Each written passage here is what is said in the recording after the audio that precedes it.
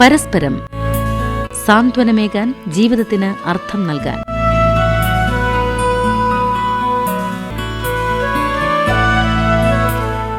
പ്രിയ ശ്രോതാക്കളെ, ഇന്ന് പരസ്പരത്തിൽ യുവജനങ്ങൾ നാളെയുടെ പ്രതീക്ഷ, കൺസൾട്ടന്റ് സൈക്കോളജിസ്റ്റ് ഡോക്ടർ വിപിൻ റോൾഡന്റുമായി അഭിമുഖം. യുവജനങ്ങളാണ് നമ്മുടെ ശക്തി എന്ന് പല അവസരങ്ങളിൽ നമ്മൾ പ്രയോഗിക്കാറുണ്ട്. ശരിയാണത്. ഇന്ത്യയിലിപ്പോൾ നമ്മുടെ ജനസംഖ്യയുടെ 40% യുവജനങ്ങളാണെന്നറിയാം. യുവജനങ്ങളാണ് നമ്മൾ നാളേക്ക് നോക്കുമ്പോൾ ഓരോ രാഷ്ട്രത്തിൻ്റെയും ഓരോ സമൂഹത്തിൻ്റെയും കരുത്ത്. നമ്മുടെ ഓരോ കുടുംബത്തിലെടുത്താലും നമ്മുടെ അടുത്ത തലമുറ, അതായത് മക്കളാണ് നമ്മൾ നാളേക്കുള്ള പ്രതീക്ഷകളായിട്ടും വെക്കുന്നത്.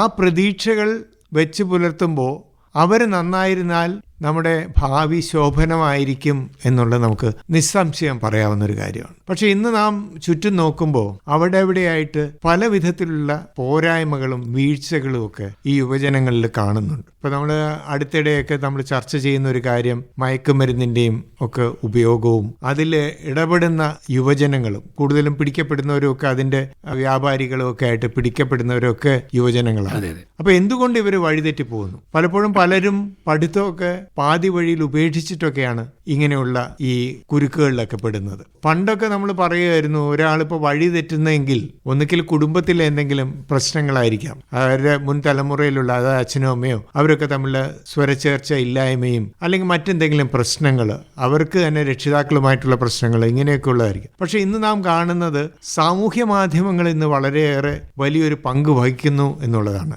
അത് നല്ല കാര്യത്തിനുമുണ്ട്, ഇതേപോലെയുള്ള ചീത്ത കാര്യത്തിനുമുണ്ട്. അപ്പോൾ നമുക്ക് ഇന്ന് അതേക്കുറിച്ചുള്ള കുറച്ച് കാര്യങ്ങൾ, എവിടെയാണ് നമ്മൾ ഇടപെടേണ്ടത്, ഒരു രക്ഷിതാവ് എന്ന നിലയിൽ എന്താണ് അവരുടെ ചുമതലകൾ, അവർക്ക് എങ്ങനെ ഒരു യുവ സമൂഹത്തെ നല്ല രീതിയിൽ കൊണ്ടുവരാം എന്നുള്ള കാര്യങ്ങളെക്കുറിച്ചൊക്കെ കുറെ മാനസിക തലത്തിലുള്ള ചിന്തകൾ നമുക്ക് പങ്കുവയ്ക്കാൻ തോന്നും. തീർച്ചയായും. അപ്പോൾ താങ്കളുടെ പ്രൊഫഷനിൽ, അതായത് ഒരു സൈക്കോളജിസ്റ്റ് എന്ന നിലയിൽ ഇതിൻ്റെ ഒരു കാഴ്ചപ്പാട് എങ്ങനെയാണ്? അതായത് യുവജനങ്ങൾ എന്തുകൊണ്ട് ഇപ്പം നമ്മൾ 80കളിലൊക്കെ അമേരിക്കയിൽ ഈ മയക്കുമരുന്നിൻ്റെ വ്യാപനവും അവിടെ ഒരുപാട് യുവജനങ്ങൾ വഴിതെറ്റിപ്പോയതും അവര് ഒരു ജനറേഷൻ, ഒരു ശരിക്കും പറഞ്ഞാൽ ഒരു വലിയൊരു സമൂഹം ആൾക്കാർ തന്നെ ഇല്ലാതായി പോകുന്ന അവസ്ഥയിലൊക്കെ നീങ്ങിയതായിട്ട് കണ്ടിട്ടുണ്ട്. ഇപ്പോൾ നമ്മുടെ കൊച്ചു കേരളത്തിലും ഇങ്ങനെയുള്ള ഒരു അവസ്ഥയിലേക്ക് നമ്മൾ നീങ്ങുന്നത് തടയാൻ വേണ്ടി ഒരുപാട് ശ്രമങ്ങൾ അത് സർക്കാരിന്റെ ഭാഗത്തുനിന്നുണ്ട്, അല്ലാതെയുണ്ട്, അത് കേന്ദ്ര സർക്കാരും ഒക്കെ ചെയ്യുന്നുണ്ട്. അപ്പോൾ എവിടെയാണ് നമ്മൾ ഒരു തടയിടേണ്ടത്, എവിടെയാണ് നമ്മൾ ഊന്നൽ കൊടുക്കേണ്ടത്, എങ്ങനെയാണ് താങ്കളുടെ അനുഭവം പറയുന്നത്?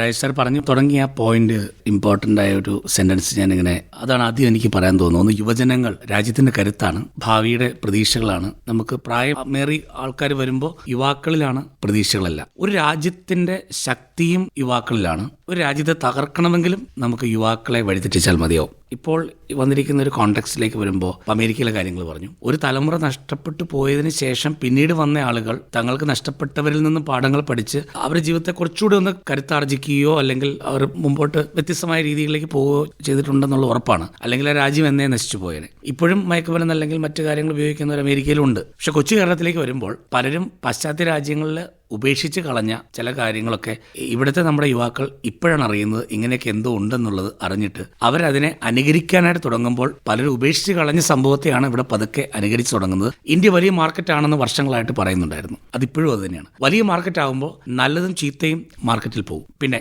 രാജ്യത്തെ തകർക്കാനായിട്ട് യുദ്ധത്തിലൂടെ തന്നെ ആവണമെന്നില്ല. ഒരു സൈലന്റ് ആയിട്ടുള്ള ഒരു കില്ലിംഗ് മെത്തേഡ്, സൈലന്റ് ആയിട്ടുള്ള വാറുണ്ട്. ചിന്തിക്കാനുള്ള അവരുടെ ശേഷി നഷ്ടപ്പെടുത്തുക. അതിന് പകരം സോഷ്യൽ മീഡിയയിലേക്ക് വരുന്ന പലതരത്തിലുള്ള ആപ്പുകളടക്കം സോഷ്യൽ മീഡിയയിൽ ടൈം സ്പെൻഡ് ചെയ്യുന്ന വഴിയായിട്ട് അതിൽ വരുന്ന റീലുകൾ കണ്ട് ആസ്വദിച്ച്, അതിൽ വരുന്ന സീരീസുകൾ കണ്ട് ആസ്വദിച്ച് ക്രിയാത്മകമായിട്ട് ചെയ്യാൻ ആഗ്രഹിക്കുന്നവർ ക്രിയേറ്റീവായിട്ടുള്ള ഡയറക്ഷനിലേക്കൊക്കെ കടന്നു പോകും. പക്ഷെ ഒരു വലിയ ഭൂരിപക്ഷം ഉപഭോക്താക്കൾ അവരുടെ ജീവിതത്തിന്റെ ലക്ഷ്യം തന്നെ മറന്നിട്ട് 4, 5, 6 മണിക്കൂറുകൾ അതിൽ കൂടുതൽ വരുന്ന അഡിക്ഷൻ കേസുകൾ കൈകാര്യം ചെയ്യേണ്ടി വന്നിട്ടുണ്ട്. അപ്പോൾ ഇങ്ങനെ മൊബൈലിലേക്കും യാതൊരു തരത്തിലും കൺട്രോൾ ഇല്ലാതെ മദ്യത്തിലേക്കും മയക്കുമരുന്നിലേക്കും അത് ട്രെൻഡാണെന്ന് തെറ്റിദ്ധരിച്ച് മാറി അതുവഴി ഉണ്ടാകുന്ന മാനസിക രോഗങ്ങൾ, സൈക്കാട്രിക് ഇൽനെസ് പലതരത്തിലേക്ക് കടന്നു വരുന്നതിന്റെ ഒരു പ്രധാന ഇര എന്ന് പറയുന്നത് നമ്മുടെ തലച്ചോറിനെ കേടാക്കുന്നതാണ് ഈ മയക്കുമരുന്നുകളൊക്കെ വഴി. പക്ഷെ ഇതെല്ലാം കുഴപ്പമില്ല, ഇതൊക്കെ എല്ലാവരും ഉപയോഗിക്കുന്നതല്ലേ, ട്രെൻഡാണ്, നീ ഉപയോഗിച്ചിട്ട് നീ നമ്മുടെ കൂടെ കൂടേണ്ടതില്ല എന്ന തരത്തിലേക്ക് സാമാന്യവൽക്കരിക്കുകയോ അല്ലെങ്കിൽ നമുക്ക് ഇറ്റ്സ് കൂൾഡാ എന്ന് പറയുന്ന ഒരു മോഡൽ ഉണ്ടല്ലോ, ഇതിന്റെ റിയൽ ആയിട്ടുള്ള അവസ്ഥ ഇതുപയോഗിക്കപ്പെട്ട് അല്ലെങ്കിൽ ഇത്തരത്തിലുള്ള പല കെണികളിലൂടെ പെട്ടിട്ട് തകർന്നു പോയ യുവാക്കളുടെ ജീവിതാനുഭവങ്ങൾ സൈക്കോളജിസ്റ്റുകളുടെ മുൻപിലേക്ക് വ്യത്യസ്തങ്ങളായ കേസുകളായിട്ട് നിരന്തരമായി വരുന്നുണ്ട്. ഈ കേസ് സ്റ്റഡീസ് എല്ലാം പബ്ലിഷ് ചെയ്യാനുള്ള പത്രമാധ്യമങ്ങളൊന്നും നമുക്ക് പലപ്പോഴും ലഭിക്കാറില്ല, ഉണ്ടെങ്കിൽ തന്നെ ആ സ്പേസ് കിട്ടാറുമില്ല. പക്ഷേ ഇത് നമുക്ക് മനസ്സിലാക്കിയെടുക്കപ്പെടേണ്ടി വരുമ്പോൾ ഇന്ത്യയുടെ യുവത്വം പ്രീ ടീൻസി തുടങ്ങി ടീനേജേഴ്സിലേക്ക് എത്തി യുവത്വത്തിലേക്ക് കടന്നു പോകുന്ന സമയങ്ങളെല്ലാം യഥാർത്ഥത്തിൽ രാജ്യത്തെ മുന്നോട്ട് നയിക്കാൻ പറ്റുന്ന രീതിയിലേക്ക് വരുന്ന ആളുകൾ വളരെ കുറച്ചേ ഉള്ളൂ. ഒരു ബഹുഭൂരിപക്ഷം എന്ന് പറയാൻ പറ്റുമോ എന്നുള്ളത് ഇനിയും കണക്കുകൾ വെച്ച് നോക്കേണ്ടി വരും. എങ്കിലും ആളുകൾക്ക് മദ്യത്തോട് മയക്കുമരുന്നിനോടുള്ള തുറവി വളരെ ശക്തമാണ്. ഇത് കുഴപ്പമില്ല എന്ന് പറഞ്ഞിട്ട് സാമാന്യവൽക്കരിക്കപ്പെടുന്ന വഴിയായിട്ട് രാജ്യം തീർച്ചയായിട്ടും വിപത്തിലേക്ക് തന്നെ പോവുകയാണ്. ഇങ്ങനെ പോകുന്നതിൻ്റെ അകത്തുള്ള ഒരു പ്രധാനപ്പെട്ട വില്ലൻ തന്നെയാണ് ഈ സോഷ്യൽ മീഡിയ അഡിക്ഷൻ. ഇപ്പോൾ നമ്മൾ ഇന്നത്തെ കുട്ടികളെ കുറിച്ച് പറയുന്ന ഒരു കാര്യം എന്ന് പറഞ്ഞാൽ, കുട്ടികൾ മുൻപുണ്ടായിരുന്ന, അതായത് ഇപ്പോൾ സംസാരിക്കുന്ന ഞാനും താങ്കളും ഉൾപ്പെടുന്ന നമ്മുടെ കുട്ടിക്കാലത്ത് നോക്കുമ്പോൾ ഉള്ളതിനേക്കാൾ വളരെ സ്പീഡിലാണ് ചിന്തിക്കുന്നത്, വളരെ സ്പീഡിൽ മുന്നോട്ട് പോകുന്നു എന്ന് പറയുന്നു. ശരിയാണ്, ഇന്നത്തെ ഭൗതിക സാഹചര്യങ്ങൾ അതിന് ഉള്ള സാഹചര്യം ഒരുക്കി കൊടുക്കുന്നുണ്ട്. അപ്പോൾ അതുകൊണ്ട് ഇപ്പോൾ നമുക്കറിയാം, ഇപ്പോൾ പലപ്പോഴും നമ്മൾ തന്നെ വീട്ടിൽ തന്നെ പറഞ്ഞ് കേൾക്കാറുണ്ട്, ഇപ്പോൾ ഒരു മൊബൈലിൽ എന്തെങ്കിലും ഒരു കാര്യം നമുക്ക് ചെയ്യാൻ പറ്റില്ല, അത് ആ കുട്ടിയുടെ കൊടുത്താൽ മതി. അപ്പോൾ ചിലപ്പോൾ ഒരു 6 വയസ്സോ 7 വയസ്സോ ഉള്ള കുട്ടി നമ്മൾ ചെയ്യുന്നതിനെക്കാട്ടും സ്പീഡിൽ അത് ആ പ്രശ്നം പരിഹരിച്ച് നമുക്ക് കൈതരും തിരിച്ച്. അപ്പോൾ അവർക്ക് ഈ സാമൂഹ്യ മാധ്യമങ്ങളിലൊക്കെ ഉപയോഗിക്കാനുള്ള ഒരു കഴിവ് ശരിക്കും ഇന്നത്തെ അവരുടെ രക്ഷിതാക്കളെക്കാൾ കൂടുതലാണ് എന്നുള്ളത് പലപ്പോഴും പല അവസരങ്ങളിലും ഇങ്ങനെയുള്ള ഉദാഹരണങ്ങൾ വഴി നമ്മൾ പറയുന്നുണ്ട്. പക്ഷെ എന്നിട്ടും എന്തുകൊണ്ട് ഇവര് ഒരു 5-6 വർഷം കഴിയുമ്പോൾ കൗമാരത്തിലെത്തുമ്പോൾ ഇവരിൽ കുറച്ചുപേരെങ്കിലും ഇങ്ങനെ വഴിതെറ്റുന്നു? ഇവർക്കിത് തിരിച്ചറിയാൻ, നെല്ലും പതിരും തിരിച്ചറിയാൻ പറ്റുന്നില്ലേ? അവിടെ എന്തുകൊണ്ട് ഇവരുടെ ഈ ഒരു മാനസിക വളർച്ച അല്ലെങ്കിൽ ഒരു തലച്ചോറിന്റെ വികാസം അതിനെ അവർ സഹായിക്കുന്നില്ലേ എന്ന് ചോദിച്ചു കഴിഞ്ഞാൽ എങ്ങനെയാണ്?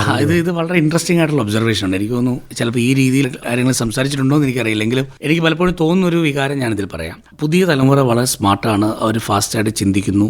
സെൽഫോൺ അടക്കം, ഇപ്പോൾ അങ്ങ് പറഞ്ഞ ഈ എക്സാമ്പിൾ അടക്കം പല കാര്യങ്ങളും നന്നാക്കാൻ അവർക്കറിയാം. ഈ പറഞ്ഞ കാര്യങ്ങളെല്ലാം പൂർണ്ണമായിട്ട് കറക്റ്റാണ്. ചിന്തിക്കുന്നത് വളരെ ഫാസ്റ്റാണ്. പക്ഷേ നമുക്ക് എല്ലായിടത്തും ഫാസ്റ്റായിട്ട് ചിന്തിക്കേണ്ട കാര്യമില്ല. നമുക്ക് ഇവർ പല കാര്യങ്ങളും ഫാസ്റ്റായിട്ടാണ് മൂവ് ചെയ്യുന്നത് നമുക്ക് തോന്നും. പക്ഷെ ചില സ്ഥലത്ത് നമ്മൾ കാത്തിരിക്കേണ്ടി വരും, ക്ഷമയോടുകൂടി നമ്മൾ ഉറപ്പോടുകൂടി നമ്മളൊന്ന് വെയിറ്റ് ചെയ്യേണ്ടി വരും, ബ്രേക്ക് ഇടണം, ബ്രേക്ക് ഇട്ട് പോകേണ്ടി വരും. കാരണം ഇത് എല്ലാം കട്ടറിട്ട വഴി കൂടെ 150 കിലോമീറ്റർ വേഗതയിൽ വണ്ടി ഓടിക്കേണ്ട സാഹചര്യമില്ല, അത് തകരും. ഈ അടുത്ത കാലത്ത് എത്രയധികം കുട്ടികളാണ് അമിത വേഗതയുടെ പേരിൽ വാഹനാപകടത്തിൽ, പ്രത്യേകിച്ചും ഏതോ ഒരു കമ്പനി ഇറക്കിയ 150 വണ്ടികൾ എന്തോ ഇറക്കിയിരുന്നു, ബൈക്ക്, കമ്പനിക്ക് പേര് പറയുന്നില്ല, കമ്പനി ഇപ്പോഴും ഉണ്ട്. ഈ 150 അപകടത്തിൽപ്പെട്ടു എന്നുള്ള വാർത്ത വരുമ്പോൾ ഇവരുടെ കൂടുതൽ വേഗത്തിലേക്ക്, കൂടുതൽ കരുത്താർജിക്കാനുള്ള അല്ലെങ്കിൽ ഏത് റോഡിന്റെ അവസ്ഥകളെയും നിങ്ങൾക്ക് മറികടക്കാൻ പറ്റുന്ന തരത്തിലുള്ള വണ്ടി സൃഷ്ടിച്ചതിന് ശേഷം ഇന്ന് യുവാക്കൾ എവിടെയാണ്? മരിച്ചുപോയി.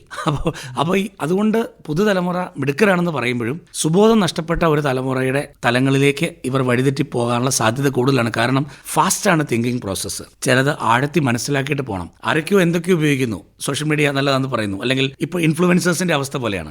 എത്രയധികം ഇൻഫ്ലുവൻസേഴ്സ് ആണ് സൂയിസൈഡ് ചെയ്തുകൊണ്ടിരിക്കുക. കാരണം അവർ ഇൻഫ്ലുവൻസർ ആയത് അവർ പോലും അറിഞ്ഞില്ല. അവർ കുറച്ച് പോസ്റ്റുകൾ ഇട്ടു, എന്തെങ്കിലുമൊക്കെ ചില നല്ല കണ്ടന്റ് ഇടുന്നവരുണ്ട്, ചില കോമാളിത്തരങ്ങൾ ഇട്ടുന്നവരുണ്ട്. Followers വരുന്നവരെല്ലാം celebrity സ്റ്റാറ്റസിലായി. പക്ഷെ ഇവർക്ക് തന്നെ കുറച്ച് കഴിയുമ്പോൾ ഇവരുടെ ഡിപ്രഷനും ആൻസൈറ്റിയും കൺട്രോൾ ചെയ്യാൻ പറ്റാത്ത, അവരുടെ സോഷ്യൽ പ്രഷർ ഹാൻഡിൽ ചെയ്യാൻ പറ്റാത്ത, ചില സോഷ്യൽ ആൻസൈറ്റിയിൽ പെട്ടിട്ട് ചില സൗന്ദര്യവർദ്ധക വസ്തുക്കളൊക്കെ ഉപയോഗിച്ചിട്ട് റീൽസ് ഒക്കെ ചെയ്ത് ഒരുപാട് ഫോളോവേഴ്സ് ഉണ്ടായിരുന്ന ഒരു ക്ലയന്റിനെ ഞാൻ ഓർക്കുന്നു. അവർ ഉപയോഗിച്ച പ്രൊഡക്റ്റ് ഉപയോഗിച്ച് അവരുടെ മുഖമെല്ലാം കിടായി. പിന്നെ അവർക്ക് പുറത്തിറങ്ങാനുള്ള ഒരു മാനസികാവസ്ഥ ഇല്ലാത്ത പോലെ വന്നു. അപ്പം ഞാൻ പറഞ്ഞു വരുന്നൊരു പോയിന്റ്, ഇവിടെ നമ്മുടെ ഈ പലതരത്തിലേക്കുള്ള ചിന്താഗതികൾ വരുമ്പോഴും ഇമ്മീഡിയറ്റ് ഗ്രാറ്റിഫിക്കേഷൻ എന്ന് പറഞ്ഞ ഒരു പോയിന്റാണ് ഞാൻ പറഞ്ഞു വരുന്നത്. അതായത് ഉടനെ നമുക്ക് അതിനൊരു റിസൾട്ട്, എനിക്ക് ഇപ്പം അത് വേണമെന്ന് വെച്ചാൽ വേണം, അതിനപ്പുറത്തും ഇപ്പുറത്തുള്ള കാര്യങ്ങളില്ല. പണ്ട് നമുക്ക് വേണമെന്ന് വെച്ചാലും അത് ഉണ്ടായില്ലായിരുന്നു. കാത്തിരിക്കാനുള്ള ക്ഷമയുണ്ടായിരുന്നു. കാത്തിരിക്കാൻ ക്ഷമയില്ലാതെ ഒരു കാര്യം പരീക്ഷിക്കണം തോന്നി അപ്പം പരീക്ഷിച്ച്, ഒരു കാര്യം ചെയ്യണം തോന്നി അപ്പം ചെയ്ത് പോകുന്നതെല്ലാം അപകടകരമാണ്. ഇത് ഒരു രീതിയിലും ഗുണകരമല്ല. ന്യൂജൻ ചില കാര്യങ്ങളിൽ ടെക്നോളജിയുടെ തലത്തിലേക്കുള്ള അഡ്വാൻസ്മെന്റ് വന്നിട്ടുണ്ടെങ്കിലും സുബോധത്തോടുകൂടി കാര്യങ്ങൾ മനസ്സിലാക്കി ചെയ്യുന്ന കാര്യത്തിൽ അവർ അല്പം കൂടി പഠിക്കേണ്ടിയിരിക്കുന്നു. അവരുടെ സ്പീഡ്, അവർക്ക് ബോധപൂർവം കാര്യങ്ങൾ വിലയിരുത്തുന്നതിന് ഉചിതമല്ല. കാരണം അവരുടെ ബ്രെയിൻ ഡെവലപ്മെന്റിന്റെ കാര്യങ്ങളിലൊക്കെ ഒട്ടനവധി പ്രോസസ്സുകൾ ഉണ്ടെങ്കിലും ഇവർ മെഡിറ്റേറ്റീവായിട്ട്, റിലാക്സ്ഡ് ആയിട്ട്, കുറച്ചുകൂടെ സ്ലോ ഡൗൺ ചെയ്ത് കാര്യങ്ങളെ വിലയിരുത്തി മനസ്സിലാക്കാനുള്ള ഒരു പാഠ്യപദ്ധതിയിലൂടെ ഇവരും കടന്നു പോകണം. കാരണം സ്പീഡല്ല എല്ലാത്തിൻ്റെ, സ്പീഡ് ത്രിൽസ് ബട്ട് കിൽസ് എന്നാണ് നമ്മൾ എഴുതി വരുന്നത്. അതുകൊണ്ട് എന്ത് മാറ്റങ്ങളുണ്ടായാലും അടിസ്ഥാനപരമായി മനുഷ്യന് ചിറകുകളൊന്നും വന്നിട്ടില്ല.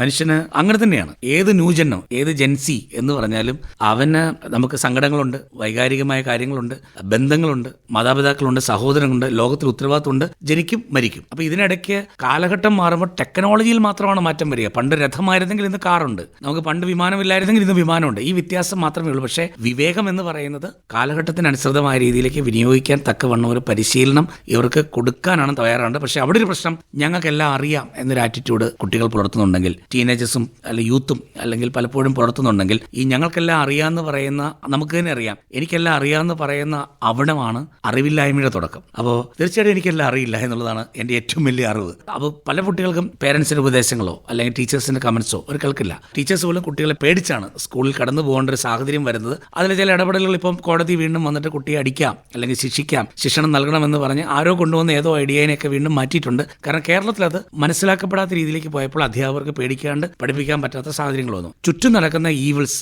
അല്ലെങ്കിൽ ടെംപ്റ്റേഷൻസിനെ മാനേജ് ചെയ്യാനും മനസ്സിനെ കൺട്രോൾ ചെയ്യാനും കൃത്യമായ ലക്ഷ്യത്തിലേക്ക് ഫോക്കസ് ചെയ്യാനും താൻ ആരാണെന്നും തൻ്റെ വഴികൾ എന്താണെന്നും താൻ എന്തിനു വേണ്ടി ജനിച്ചെന്നും താൻ എങ്ങോട്ട് പോകണം എന്നുള്ള കാര്യങ്ങൾ അത് 5000 വർഷങ്ങൾക്ക് മുമ്പ് റെലവൻ്റ് ആണ്, ഇപ്പോഴും റെലവൻ്റ് ആണ്. ഇതിനെ തള്ളിക്കളഞ്ഞിട്ടുള്ള ഒരു വേദവുമില്ല, അല്ല ഇതിനെ തള്ളിക്കളഞ്ഞിട്ടുള്ള ഒരു ബൈബിളും ഇല്ല, അല്ല ഇതിനെ തള്ളിക്കളഞ്ഞിട്ടുള്ള മറ്റേതെങ്കിലും മതഗ്രന്ഥങ്ങളും ഇല്ല, പാഠ്യപദ്ധതികളില്ല. ഇല്ലെങ്കിൽ കാരണം അടിസ്ഥാനപരമായിട്ട് അവനവനെ കണ്ടെത്തിക്കൊണ്ട് രാജ്യത്തിനും സമൂഹത്തിനും പുരോഗതിയിലേക്ക് എത്താനായിട്ട് എങ്ങനെ സഹായിക്കാൻ സാധിക്കും എന്നുള്ളതാണ് എല്ലാ മതഗ്രന്ഥങ്ങളും അതുപോലെ തന്നെ അല്ല വ്യത്യസ്തങ്ങളായ പഠന പ്രക്രിയകളൊക്കെയും സൂചിപ്പിക്കുന്നത്. ഇത് ഈ കാലത്തും റെലവൻ്റ് ആണ്. ആ സമയത്ത് കഞ്ചാവോ കള്ളോ അല്ലെങ്കിൽ സോഷ്യൽ മീഡിയ എന്ന് പറഞ്ഞിട്ട് വന്ന് ഞങ്ങൾ വേറെയാണ്, നിങ്ങൾക്ക് പഴഞ്ഞരാണെന്നോ തന്ത വൈബ് തള്ള വൈബ് എന്നൊക്കെ പറഞ്ഞിട്ട് കാര്യങ്ങളൊക്കെ ഉണ്ടല്ലോ. ഇതൊക്കെ പറയാൻ സുഖമാണ്. കാര്യത്തിലേക്ക് വരുമ്പോഴത്തേക്കും കാര്യങ്ങളെ നേരിടാനുള്ള കരുത്തില്ലാതെ ആറ്റിച്ചാടുന്നോ കെട്ടിച്ചാടുന്നോ അല്ലെങ്കിൽ ഭയന്ന് ജീവിക്കുന്നോ അല്ലെങ്കിൽ മനസ്സിൽ സ്വസ്ഥത കിട്ടാൻ വേണ്ടി മദ്യം മയക്കുമരുന്ന് ഉപയോഗിക്കുന്നതോ അല്ല ആണത്വവും പെണ്ണത്വവും. മറിച്ച് ഈ കാര്യങ്ങളെ അതിജീവിച്ചുകൊണ്ട് തന്റെ ജീവിതത്തിലെ പ്രതിസന്ധികളെ അതിജീവിച്ചുകൊണ്ട് കരുത്തോടുകൂടി ജീവിതത്തിൽ ഏത് പ്രതിസന്ധികളെയും തിരിച്ചു വരാനുള്ള കരുത്തുണ്ടെങ്കിൽ നമുക്ക് പറയാം അതാണ് യഥാർത്ഥ ന്യൂജൻ.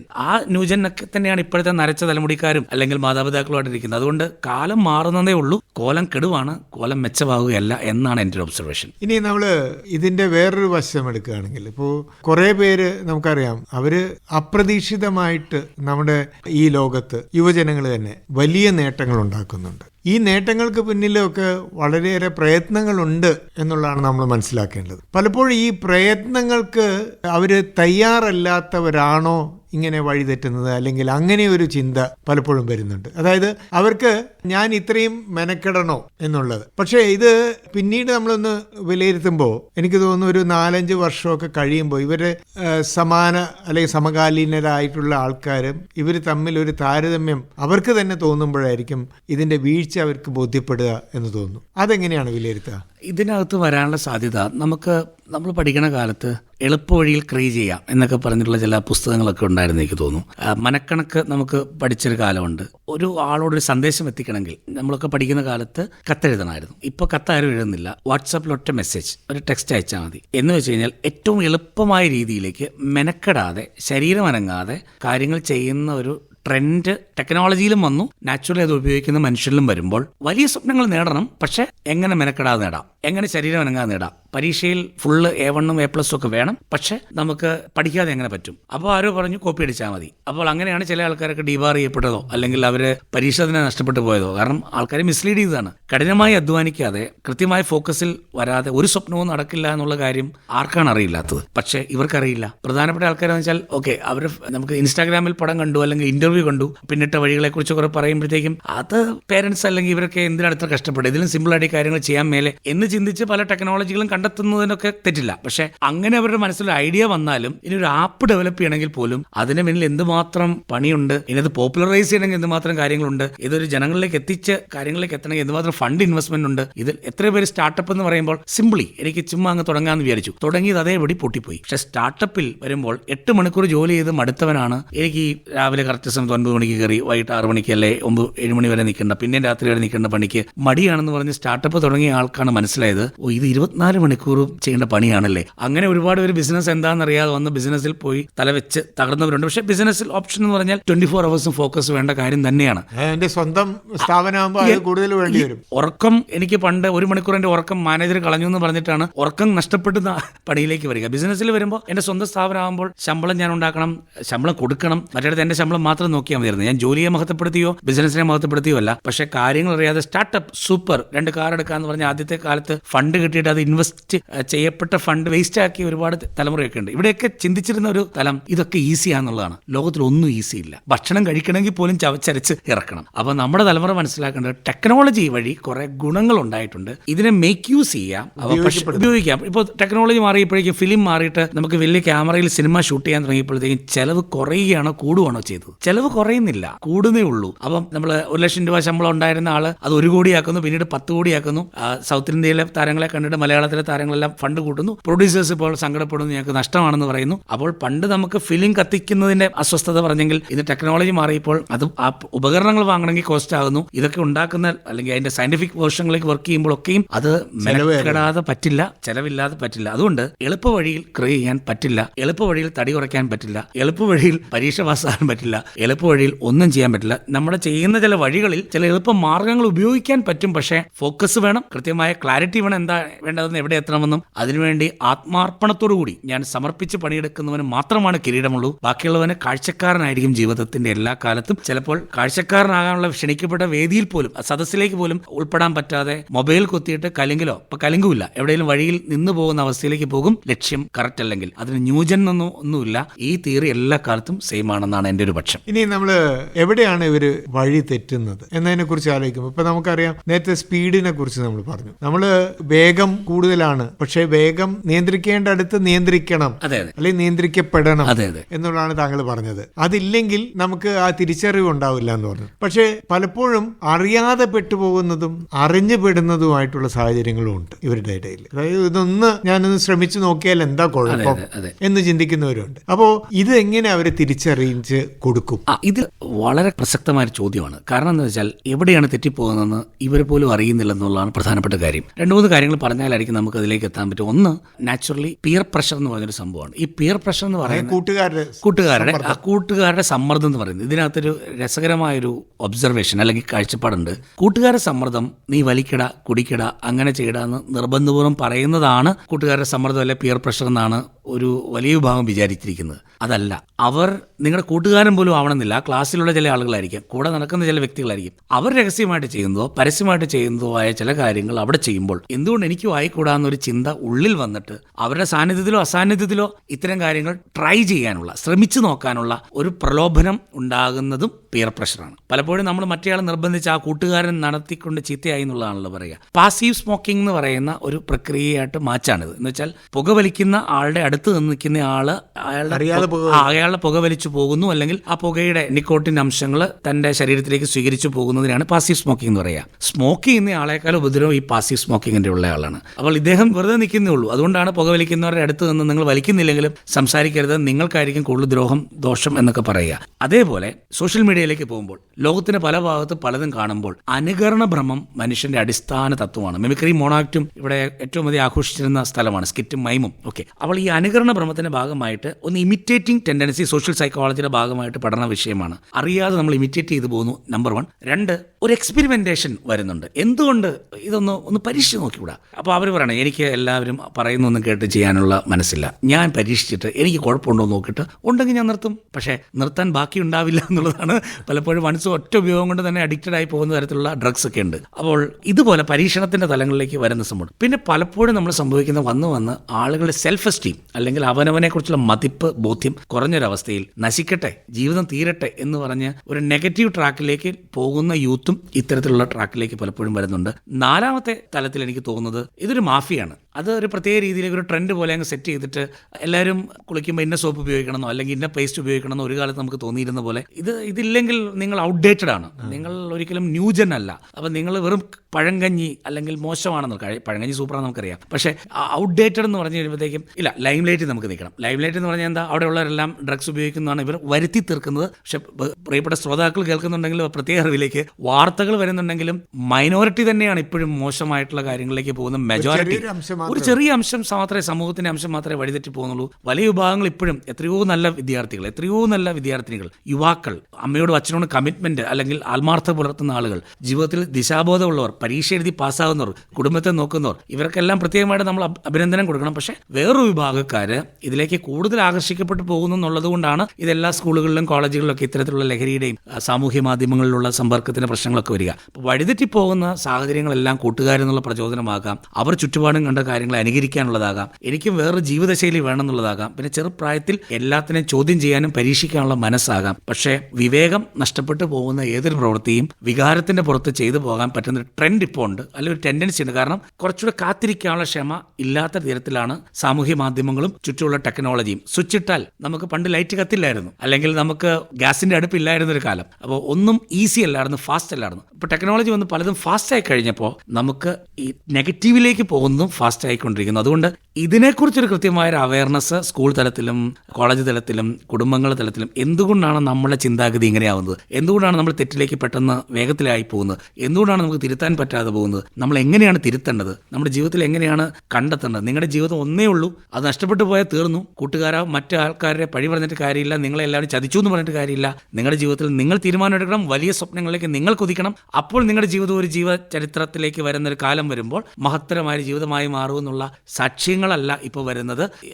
യാ ഗഡീസ് ബ്രോ, ഇന്ന് എന്താണ് നമുക്ക് കഴിക്കാനുള്ള പഴംപൊരി, ചായ, അല്ലെ ബീഫ് എന്നൊക്കെ പറഞ്ഞിട്ടുള്ള വേറെ ചില ലൈനിലുള്ള തോട്ട് പ്രോസസ്സുകളാണ്. അതാണ് ജീവിതം എന്ന് ചിന്തിക്കുക. നമ്മൾ ഭക്ഷണത്തിലേക്കോ യാത്രയിലേക്കോ മറ്റെന്ത് കൊച്ചു കാര്യങ്ങളിലേക്ക് പോയിട്ട് പലപ്പോഴും ഇതൊക്കെ കഴിഞ്ഞ് 2 വീഡിയോ ഇട്ടു, റീൽസ് ഇട്ടു, ലൈഫ് വീണ്ടും സീറോയിൽ നിന്ന് സ്റ്റാർട്ട് ചെയ്യേണ്ട അവസ്ഥയിലേക്ക് പോകുന്ന യുവാക്കൾ നിരാശയുടെ അകമ്പടിയിൽ കോഴ്സ് പൂർത്തിയാക്കിയില്ല, പഠനം പാതി വഴിയിൽ പോയി, സൗഹൃദങ്ങൾ നഷ്ടപ്പെട്ടു, അഡിക്ഷൻസ് വരുന്നതുകൊണ്ട് ഭ്രാന്തമായ അവസ്ഥയിലേക്ക് ചിന്തകൾ പോകുന്നു, ഫോക്കസ് കിട്ടുന്നില്ല. സാർ എന്ത് ചെയ്യണം എന്നൊക്കെ ചോദിച്ച് കൺസൾട്ടേഷനിൽ നിരന്തരമായി വന്നുകൊണ്ടിരിക്കുകയാണ്. അതുകൊണ്ടാണ് അതിലേക്ക് പോകാൻ സാധ്യതയുള്ള യുവാക്കളോട് പറയുക, നിങ്ങളാരാന്ന് തിരിച്ചറിയുക. വഴിതെറ്റാനുള്ള സാഹചര്യങ്ങൾ വരുമ്പോഴും നമുക്ക് മുതിർന്നവരോട് സംസാരിക്കുക, അഥവാ പറ്റിപ്പോയാലും മുതിർന്നവരോട് സംസാരിക്കാം, സൈക്കോളജിസ്റ്റോട് സംസാരിക്കാം. നിങ്ങളെ സഹായിക്കാൻ സാധ്യതയുള്ള നേർവഴിയിലേക്ക് നയിക്കാൻ സാധിക്കുന്ന യുവാക്കൾ, ലീഡേഴ്സ് ഇപ്പോഴും ഉണ്ട്. അപ്പോൾ നമ്മുടെ കൂട്ടത്തിൽപ്പെട്ട ചില കൂട്ടുകാർ പ്രശ്നമാണെങ്കിൽ, ചങ്ങാതി നന്നായാൽ കണ്ണാടി വേണ്ട, ചങ്ങാതി മോശമാണെങ്കിൽ നമ്മുടെ ലൈഫും പോകും, നമ്മുടെ കണ്ണടിച്ച് പോകുന്ന പോലത്തെ അവസ്ഥയാകും. അതുകൊണ്ട് ചൂസ് യുവർ ഫ്രണ്ട്സ് വൈസ്ലി എന്ന് പറയുന്ന സാഹചര്യമുണ്ട്. ഇപ്പോഴും സൗഹൃദങ്ങളെ ആഴത്തിൽ നിരീക്ഷിച്ചിട്ട് മാത്രം സ്വീകരിക്കുക, ഇല്ല നമ്മുടെ യുവത്വവും ജീവിതവും പാഴാകും എന്നുള്ളതാണ്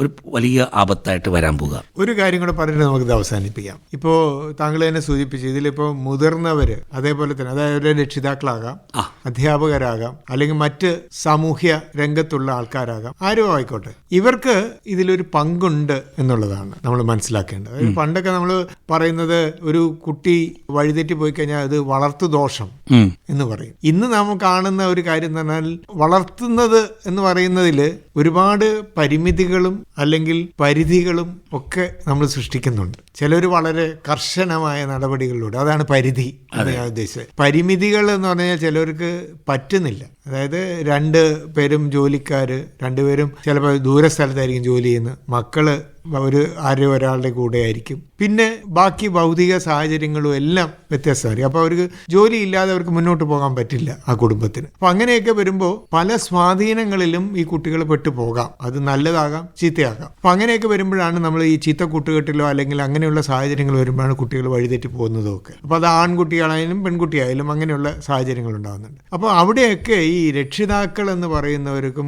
ഈ മുതിർന്ന പൗരന്മാർക്കും അവർക്കൊരു വലിയൊരു പങ്കുണ്ട്. ഉള്ള സമയം എങ്ങനെ ഇവരോടൊപ്പം എന്നുള്ള, അല്ലെങ്കിൽ ഇവരെ എങ്ങനെ നയിക്കാം. ഇപ്പൊ പറഞ്ഞു കൊടുത്താലും അത് ഇപ്പൊ താങ്കൾ പറഞ്ഞ പോലെ സ്വന്തം മക്കളോട് പറഞ്ഞാലും അവര് ആദ്യം അതിന് എന്നോട് പറയണ്ട എന്നുള്ള രീതിയിലായിരിക്കും കേൾക്കുന്നത്.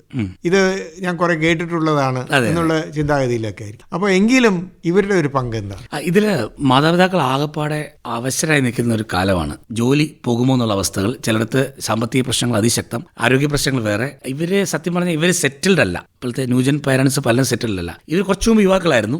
അവിടെ കുറേ കലാപരിപാടികളൊക്കെ ചെയ്ത് അലമ്പായിട്ടാണ് കുടുംബജീവിതമൊക്കെ സ്റ്റാർട്ട് ചെയ്ത് വന്നെന്നിരിക്കട്ടെ. അപ്പോൾ ആ ആൾക്കാർക്കുണ്ടാകുന്ന കുഞ്ഞു കുട്ടികൾ, LKG UKG ലെവലിലൊക്കെ കുട്ടികൾ വരുമ്പോൾ ഈ പേരൻസ് തന്നെ ജോലിയുടെ കാര്യത്തിലൊക്കെ പലതും സെറ്റ് അല്ലാത്തതുകൊണ്ട് തന്നെ പേരന്റിങ്ങിൽ എങ്ങനെയാണ് മക്കളെ വളർത്തേണ്ടതെന്നുള്ള കാര്യത്തിൽ യാതൊരു ഐഡിയയും ഇല്ല, ഇവർക്ക് അതിന് പറ്റുന്നുമില്ല. അങ്ങ് പറഞ്ഞ ഒബ്സർവേഷൻ കറക്റ്റാണ്. പക്ഷേ നമുക്ക് അവൈലബിൾ ടൈം എന്ന് പറയുന്നത് അച്ഛനും അമ്മയും തമ്മിൽ, പ്രത്യേകിച്ചും അമ്മ അച്ഛനെയും അച്ഛൻ അമ്മയും സ്നേഹിക്കുന്നത് ബഹുമാനിക്കുന്നത് കണ്ടു വളരാനായിട്ട് കുട്ടികൾക്ക് അവസരം ഉണ്ടാക്കുക എന്നുള്ളതാണ് മാതാപിതാക്കൾ ശ്രദ്ധിക്കേണ്ടത്. ദാറ്റ് മീൻസ് വഴക്കുകളുണ്ടെങ്കിൽ ഇവർ പ്രൈവറ്റ് റൂമിൽ അത് പറഞ്ഞ് അവസാനിപ്പിക്കുക. അച്ഛനും അമ്മയും സ്നേഹിക്കുന്നത് കണ്ടു വളരുമ്പോൾ കുട്ടിയുടെ ആത്മവിശ്വാസം കൂടുകയും ഫാമിലി ഓറിയന്റഡ് ആയിട്ട് പോകാനായിട്ട്, ഒരുമിച്ച് ഭക്ഷണം കഴിക്കാൻ ഒരു നേരമെങ്കിലും ഉണ്ടെങ്കിലും അതുപോലെ കിട്ടാത്തവരുണ്ടാകാം. അങ്ങനെ വന്നാൽ അവർ കഴിക്കുന്ന സമയത്തെ മൊബൈലൊക്കെ മാറ്റി വെച്ചിട്ട് നമുക്ക് സന്തോഷത്തോടെ സംസാരിക്കാനും കുട്ടിയെ കേൾക്കാനും കുട്ടിയോട് കാര്യങ്ങൾ പറയാനും സ്നേഹത്തോടെ ഇടപെടാനും ഒക്കെ ആയിട്ട് സാധിക്കേണ്ടത് ഏറ്റവും അത്യാവശ്യമാണ്. ഈ കുഞ്ഞിനോട് ഇടപെടുമ്പോൾ കാര്യങ്ങൾ നടത്തി കൊടുത്താൽ മാത്രം പോരാ, ഇതിനെ കൊഞ്ചിക്കണം, ലാളിക്കണം. പ്രായമുള്ള കുട്ടിയാണെങ്കിൽ പോലും തീർച്ചയായിട്ടും അതിനെ കെട്ടിപ്പിടിക്കണം, ഉമ്മ വെക്കണം. എൻ്റെ അമ്മ എൻ്റെ അച്ഛൻ എന്ന ഫീലിൽ വളർത്തണമെങ്കിൽ സ്നേഹം പിടിച്ചു വെക്കരുത്, എക്സ്പ്രസ് ചെയ്യണം. ATM കാർഡ് അല്ല സ്നേഹം, അത് വേറൊരു സൈഡാണ്. അതെന്തായാലും കൊടുക്കണം, അല്ലെങ്കിൽ പൈസ എന്തായാലും ഫൈനാൻഷ്യൽ ആവശ്യങ്ങൾ നീട് കൊടുക്കണം. പക്ഷേ ഇവിടെ നമുക്ക് വേണ്ടി വരുന്നത് ആ വാംത്ത്. ഇത് എല്ലാ കാലത്തും ഒരുപോലെ തന്നെ മനുഷ്യക്കുട്ടിക്ക് ചെറുപ്പം മുതലേ കൊടുക്കേണ്ട അതേ സ്ഥാനം തന്നെയാണ് ഈ കാലഘട്ടത്തിൽ നമുക്ക് വേണ്ടി വരിക. അപ്പോൾ കുടുംബത്തിനകത്തെ ഐക്യത്തിന് വേണ്ടി ഇവർ ഒരുമിച്ചുള്ള യാത്രകളും ഇവരൊരുമിച്ചുള്ള സംസാരങ്ങളും തുറന്ന സംസാരങ്ങളും മക്കളെ കേൾക്കലും മക്കൾക്ക് പ്രോത്സാഹനം നൽകലും പരിശീലിപ്പിക്കലും അവരുടെ വീഴ്ചകളിൽ ഒറ്റയ്ക്ക് മാറ്റിയെത്തിയുള്ള ചില കറക്ഷൻസ് കൊടുക്കലും എന്താ ചെയ്യേണ്ടതെന്ന് കറക്റ്റ് ചെയ്ത് കൊടുക്കലും എന്നാൽ വിജയങ്ങളിൽ പബ്ലിക്കായിട്ട് അഭിനന്ദിക്കലും ഒക്കെ അന്നും ഇന്നും തുല്യമാണ്. പരിമിതികളുണ്ടെങ്കിലും കുടുംബത്തിന്റെ സിറ്റുവേഷൻസ് മനസ്സിലാക്കി കുട്ടി വളരട്ടെ. സാമ്പത്തിക പ്രശ്നങ്ങളായിക്കോട്ടെ, ആരോഗ്യ പ്രശ്നങ്ങളായിക്കോട്ടെ, അമ്മ സമയത്ത് വരാൻ പറ്റുന്നില്ല, അപ്പോൾ കൊച്ചും അച്ഛനും ചേർന്നായിരിക്കും വീട്ടിലെ കാര്യങ്ങൾ. ചിലപ്പോൾ അച്ഛനും സമയത്ത് വരാൻ പറ്റുന്നില്ല, ജോലിയുടെ സമയത്ത് അമ്മയും കുഞ്ഞും ചേർന്നിട്ടായിരിക്കും. ഈ കാര്യങ്ങൾ ഇൻവോൾവ് ആയിട്ട് ഉത്തരവാദിത്തപൂർണ്ണമായ രീതിയിലേക്കുള്ള പാരന്റിങ് കൊടുത്തു തുടങ്ങിക്കഴിഞ്ഞാൽ തന്നെ രസകരമാണ്. പക്ഷേ ഇവിടെ സംഭവിക്കുന്ന പലപ്പോഴും പേരൻസിന് സമയം കിട്ടാത്തതുകൊണ്ടും അവർ തളർന്നു വരുന്നതുകൊണ്ടും ഇവിടെ തളർന്നു കിടക്കുമ്പോൾ ഇവരുടെ മൊബൈൽ ഫോൺ ഉപയോഗിച്ച് തുടങ്ങുന്ന കൊച്ചുകുട്ടി 4 വയസ്സോ 5 വയസ്സോ ഒക്കെ ആകുമ്പോൾ തന്നെ നല്ലൊരു മൊബൈൽ അഡിക്റ്റ് ആയി മാറി. ഇപ്പോൾ ഞാൻ ഏറ്റവും അടുത്തൊരു കേസ് കണ്ടതാണ്. അപ്പോൾ അവിടെ കുട്ടിക്ക് നമുക്ക് പഠിപ്പിച്ചു കൊടുക്കുന്നതിനേക്കാളും പേരൻസിനെയാണ് നമുക്ക് സത്യത്തിൽ വരിക. പേരൻസ് ഇവൻ്റെ കരച്ചിൽ മാറ്റാനൊക്കെ ആയിട്ട് കൊടുത്തു പോകുന്നതാണ്. പക്ഷേ ഇവിടെ വേറൊരു അഡിക്ഷൻ കൾച്ചർ സ്റ്റാർട്ട് ചെയ്ത് കഴിഞ്ഞു. ഇത് ഒഴിവാക്കുമ്പോഴത്തേക്കും വിത്ഡ്രോവൽ സിൻഡ്രം അല്ലെങ്കിൽ മദ്യം കിട്ടാതെ വരുമ്പോഴുള്ള അവസ്ഥകൾ പോലെ, മയക്കുമരുന്ന് കിട്ടാതെ വരുമ്പോൾ അവസ്ഥ പോലെ കുട്ടി പെരുമാറുന്നു വരുമ്പോഴേക്കും പുതുതലമുറ, പ്രത്യേകിച്ചും LKG UKGയിലേക്ക് കുട്ടികളെ വിടാനായിട്ട് തുടങ്ങുന്ന തലമുറകൾ ആരെങ്കിലും കേൾക്കുന്നുണ്ടെങ്കിൽ പേരന്റിങ് ഇപ്പം മുതലേ വായിക്കാനും പഠിക്കാനും മനസ്സിലാക്കാനും അത് പതിയെ പതിയെ എങ്ങനെ കുട്ടിയെ വളർത്തണം എന്നുള്ളതിനെ സംബന്ധിച്ചുള്ള ടോക്കുകൾ, പ്രഭാഷണങ്ങളൊക്കെ പല സ്ഥലങ്ങളിൽ ഇപ്പോഴും കിട്ടുന്നുണ്ട്. ഒരാശയം കിട്ടിയാലും ശരി അതൊക്കെ നമുക്ക് പതിയെ നമ്മുടെ ജീവിതത്തിലേക്ക് അപ്ലൈ ചെയ്ത് പോകുന്നത് അത് ഔട്ട് ഓഫ് ഫാഷൻ അല്ല, അതാണ് യഥാർത്ഥത്തിൽ ഫാഷൻ. അങ്ങനെ പേരൻസിനും ഈ തിരക്കിനിടയ്ക്ക് തങ്ങളുടെ ഒറിജിനൽ സ്നേഹം കൊടുത്ത് സംസാരിച്ച് കരുതി ചേർത്ത് പിടിച്ച് നമ്മുടെ മക്കളെയും ഈ പ്രശ്നങ്ങൾക്കിടയിൽ കൂടെ മുമ്പോട്ട് കൊണ്ടുപോകാൻ പറ്റും. പിന്നെ ഉപദേശങ്ങൾ എത്ര പറയുമ്പോഴും കേൾക്കാതെ വരുന്നത് വെച്ചാൽ അത് ഉപദേശത്തിന്റെ ടോൺ ആയതുകൊണ്ടാണ്. കുട്ടികളുമായിട്ട് കുട്ടികളുടെ ലെവലിൽ തന്നെ നമ്മളൊന്ന് സംസാരിക്കാൻ തുടങ്ങിയാൽ, അവരോട് കമ്മ്യൂണിക്കേറ്റ് ചെയ്യാൻ തുടങ്ങിയാൽ, അവർക്ക് ഇപ്പോൾ അച്ഛനും മക്കളും ഒക്കെ തമ്മിൽ സൗഹൃദങ്ങൾ പോലെയാണ്. പക്ഷെ ആ സൗഹൃദത്തിനിടയിലും ചില കാര്യങ്ങൾ ബ്രോ എന്ന് പറഞ്ഞിട്ടാണ് അച്ഛനെ വിളിക്കുന്നത്. പക്ഷെ കുഴപ്പമില്ല, ബ്രോ മകനോടും പറയണം, ബ്രോ കാര്യമൊക്കെ ശരിയാണ്, നീ ഇപ്പം കാണിക്കുന്നത് ശരിയല്ല. അതുകൊണ്ട് എന്ന് പറഞ്ഞാൽ ആ സൗഹൃദത്തിന്റെ അന്തരീക്ഷത്തിൽ പറയുക എന്നുള്ളതാണ് കുട്ടിക്ക് സ്വീകാര്യമാകുന്നത്. എങ്കിൽ ബ്രോ ഞാൻ ചെയ്യുന്നില്ല എന്ന് പറഞ്ഞായിരിക്കും കുട്ടി എടുക്കുക. അപ്പോൾ കൊള്ളാം ബ്രോ എന്ന് പറഞ്ഞിട്ട് ഇവർ അങ്ങോട്ടും ഇങ്ങോട്ടും ഏത് ഭാഷ ഉപയോഗിച്ചോട്ടെ, പക്ഷേ അച്ഛനാണ് അമ്മയാണെന്നൊക്കെ ഇവർക്കും അറിയാം. പക്ഷേ തിരുത്തി കൊടുക്കേണ്ടത് പറഞ്ഞു കൊടുക്കേണ്ടത് കൂടെ നിന്ന് കുറ്റപ്പെടുത്താതെ മനസ്സിലാവുന്ന ഭാഷയിൽ ചെറുതായിട്ട് പറയുക. പിന്നെ പറഞ്ഞതിന് പിന്നെയും പറഞ്ഞുകൊണ്ടിരിക്കുമ്പോൾ അവർക്ക് ബോറടിക്കും. അതുകൊണ്ട് അവരെ ഏറ്റവും അവർക്ക് മനോഹരവും സുന്ദരവുമായ ഭാഷയിലോ അവർ ഭക്ഷണം കഴിച്ചുകൊണ്ടിരിക്കുന്ന സമയത്തോ ഏറ്റവും ഇഷ്ടപ്പെട്ട ഒരു കാര്യം ചെയ്തുകൊണ്ടിരിക്കുമ്പോഴോ ബോറടിപ്പിക്കാത്ത രീതിയിൽ പറയുക എന്നുള്ളതാണ്. കാരണം പലപ്പോഴും ബോറടിപ്പിക്കുക എന്ന് പറഞ്ഞാൽ ഒരൊറ്റ ചെറിയ കാര്യം തിരുത്താനുണ്ടാവുള്ളൂ. 1.5 മണിക്കൂറായിരിക്കും അതിന്റെ ഉപദേശം പോവുക. അങ്ങനെ വരുമ്പോൾ കുട്ടി തോമസ് കുട്ടി വിട്ടോടാ അച്ഛനും അമ്മയും വരുന്നുണ്ടെന്ന് പറഞ്ഞ് വരാൻ സാധ്യതയുണ്ട്. കാലം മാറുന്നതനുസരിച്ച് കുറച്ച് പറഞ്ഞാൽ മതി, കുട്ടികൾക്ക് മനസ്സിലാവും. അപ്പോൾ കുറച്ച് പറഞ്ഞ് തിരുത്തുക, ചേർത്ത് പിടിക്കുക. വീണ്ടും പഴയതിനെ ഓർത്ത് നീ കഴിഞ്ഞ ആഴ്ച പ്രശ്നം ഉണ്ടാക്കിയവനല്ലേ ഇവിടെ വന്നിരിക്കുന്നു പറഞ്ഞ് പോകാതെ ഇന്നിലേക്ക് വീണ്ടും വരിക, ഇന്ന് അടിച്ചു പൊളിയിക്കുക, വീണ്ടും സന്തോഷത്തോടെ അടുത്തിലേക്ക് പ്ലാൻ ചെയ്യുക. ആ കാര്യങ്ങൾ അപ്പോൾ ഒരു മൊത്തത്തിൽ ഫ്ലെക്സിബിൾ ആയിട്ട് കുറച്ചുകൂടെ കൃത്യമായ വീക്ഷണം വേണം. പക്ഷെ നമുക്കൊരു ഫലിതപ്രിയരായ എല്ലാത്തിനോട് ചേരുന്ന ഒരു പുതിയ തലമുറ മാതാപിതാക്കൾക്ക് പുതിയ തലമുറ കുട്ടികളെ കൈകാര്യം ചെയ്യാൻ പറ്റൂ എന്നാണ് ഞാൻ കരുതുന്നത്. അപ്പോൾ തീർച്ചയായിട്ടും യുവസമൂഹത്തിനെ നമുക്ക് നേർവഴിക്ക് കൊണ്ടുവരാൻ സാധിക്കും എന്നുള്ളതിൽ ഒരു സംശയവുമില്ല, യാതൊരു സംശയവുമില്ല. തീർച്ചയായിട്ടും കണക്ട് ചെയ്യാൻ പറ്റും. പക്ഷേ നമ്മൾ എവിടെയാണ് നമ്മൾ ഈ പറഞ്ഞ പോലെ കണക്ഷൻ വേണ്ടത്, എവിടെയാണ് നമ്മൾ അവരെ മനസ്സിലാക്കിക്കേണ്ടത്, അവരെ മനസ്സിലാക്കേണ്ടത്, അത് നമ്മൾ വ്യക്തമായിട്ട് അറിഞ്ഞിരുന്നാലേ നമുക്ക് അവരെ നല്ല രീതിയിൽ അവരെ കൊണ്ടുവരാൻ സാധിക്കുകയുള്ളൂ എന്നുള്ളതാണ് ഇത്രയും പറഞ്ഞതിൻ്റെ ഒരു ചുരുക്കം. അപ്പോൾ ഇത്രയും വിലപ്പെട്ട കാര്യങ്ങൾ പങ്കുവച്ചതിന് വളരെ നന്ദി. Thank you so much. യുവജനങ്ങൾ നാളെയുടെ പ്രതീക്ഷ. കൺസൾട്ടന്റ് സൈക്കോളജിസ്റ്റ് ഡോക്ടർ വിപിൻ റോൾഡന്റുമായി ഇതുവരെ സംസാരിച്ചത് TP രാജേഷ്. ഇന്നത്തെ പരസ്പരം സമാപിക്കുന്നു.